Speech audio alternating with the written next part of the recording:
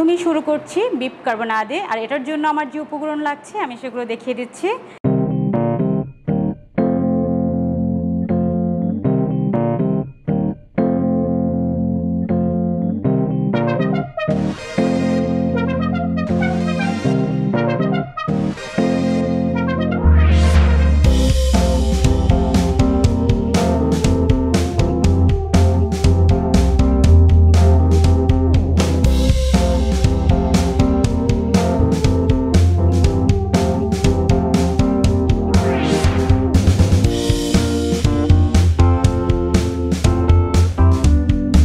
Oil দিয়ে নিচ্ছি 3 table spoon.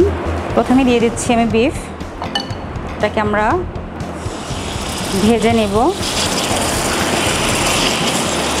2 পাশটাকে seal করে নেব ব্রাউন হওয়া পর্যন্ত।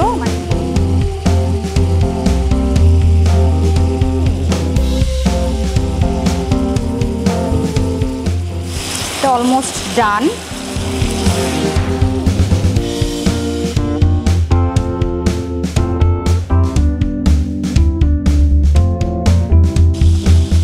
এই প্যানে আমি পেঁয়াজ কুচিটা দিয়ে দিচ্ছি, দিয়ে দেব গাজর কুচি, একটা বে লিফ, টমেটো পেস্ট, নিয়ে নিচ্ছি লাল মরিচ, ব্ল্যাক পেপার, অরিগানো, থাইম।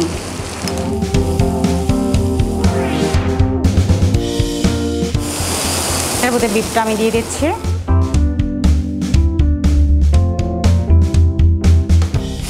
কষানো হয়ে গেছে আমার, এখন আমি এটাকে পানি দিয়ে দেব।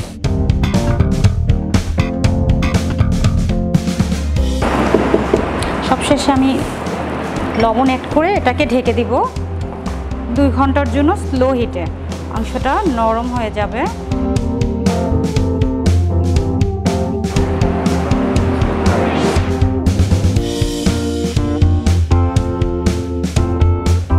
বিফটা আমাদের হচ্ছে, এই ফাঁকে হচ্ছে আমি মাশরুমটাকে অল্প একটু অয়েলে জাস্ট সতে করে নিব।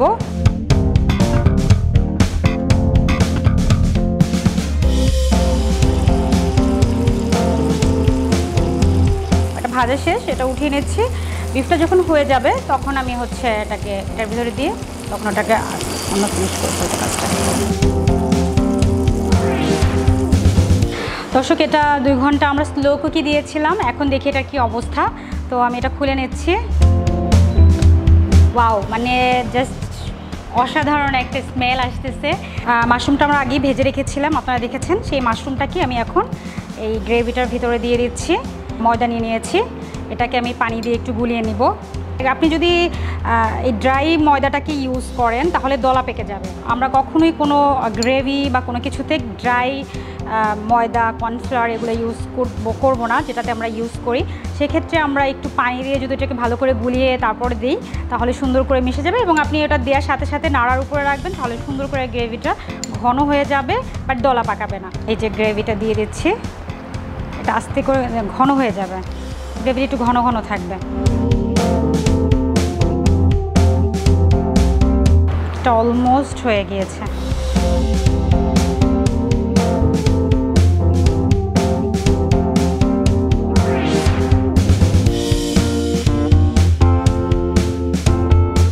এটাকে বলে সার্ভ করে দিচ্ছি। এটার ভিতরেও অনেকগুলো ভেজিটেবল যাচ্ছে। এটার সাথে কিন্তু গাজর ইউজ করেছে, যেটা হেলদি। দর্শক, তৈরি হয়ে গেল আজকে আমাদের বিফ কার্বোনাদে। এটিও একটি কন্টিনেন্টাল ফুড। যারা গ্রেভি খেতে পছন্দ করেন তাদের জন্য এটি খুবই একটি ভালো খাবার।